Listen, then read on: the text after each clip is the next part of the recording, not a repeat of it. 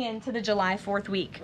And with the incoming Trump economic boom, the stock market continues to roar back, with the S&P 500 and the NASDAQ both hitting record highs. And on this point of an economic boom, I bring to you original correspondence from the President of the United States to our Fed Chair, Jerome Powell. As the president has consistently stated, the American economy is booming. And there were so many economic analysts who said that this president's policies would drive our economy down, when in fact we have seen the opposite. We've seen a massive deregulation campaign take place.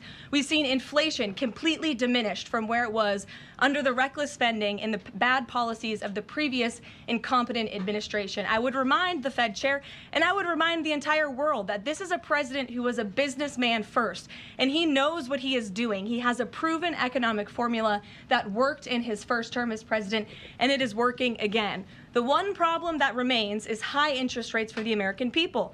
The American people want to borrow money cheaply, and they should be able to do that. But unfortunately, we have interest rates that are still too high. So the president sent this note to the Fed chair today. And if you look at this chart, this is a chart of all of the interest rates of many countries throughout the world.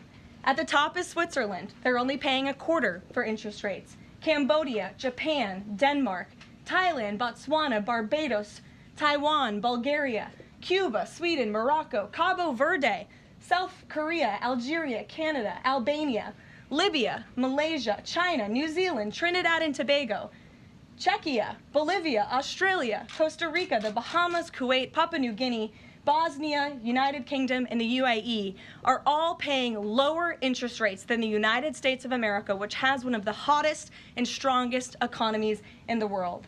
The president sent this note to the Fed chair. It says, Jerome, you are as usual too late. You have cost the USA a fortune and continue to do so. You should lower the rate by a lot. Hundreds of billions of dollars are being lost, and there is no inflation. And the president is right. There is historically low inflation thanks to his policies. And we will continue to drive down the cost of living in this country for Americans. We will continue to deregulate. And it's also incredibly important that we pass this one big, beautiful bill, which is the largest tax cuts in American history. And that's why the White House and the president himself have been in touch with lawmakers all weekend long to get this bill passed. And they are working very hard to do so. It remains a top priority for the president. And this bill has exposed the clear differences between Republicans and Democrats in 2025. The Democrats are doubling down on craziness and radical policies that are undermining the very fabric of our country. Just look at the Democrat nominee for New York City Mayor, Zohran Mamdani. He's a Democrat socialist, really a communist, who proudly calls to defund the police, peddles anti-Semitism, praises pro-Hamas groups, wants Israel abolished, and believes wealthy Americans should not exist. Those are his words, just as recent as this weekend. Meanwhile, under President Trump's leadership, Republicans are fighting tirelessly for everyday middle-class working Americans who re-elected